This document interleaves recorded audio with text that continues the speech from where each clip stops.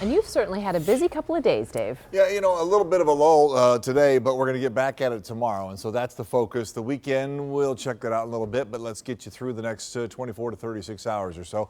Right now, we got the clouds that have kept us cool and calm, which is kind of nice after last night's activity. But you can see where the sun is broken out and where the heat is, again, around Fort Wayne.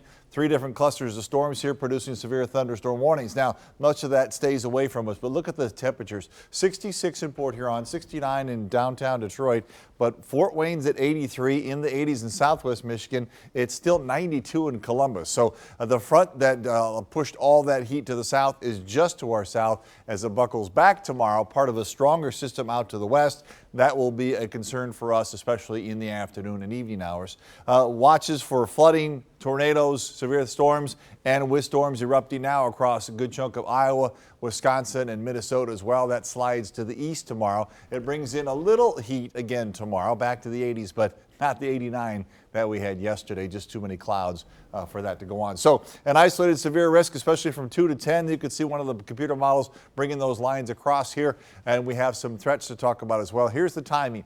The action that's just around Fort Wayne now, some of that could slip over the border into the early morning hours, 3, 4, 5 o'clock or so. But we're watching for the main action to develop in the afternoon. So here's 2 o'clock, a line ahead of the cold front and getting organized out by Lansing into the metro area here. Around 4 o'clock, continue to push through around 6, and by 8, most of it's done. I would tell you that by 10, all of it's done and out of here, and then things start to shift again to calm down. So it's an afternoon, evening from 2 to 10 tomorrow. This is not tonight, all right?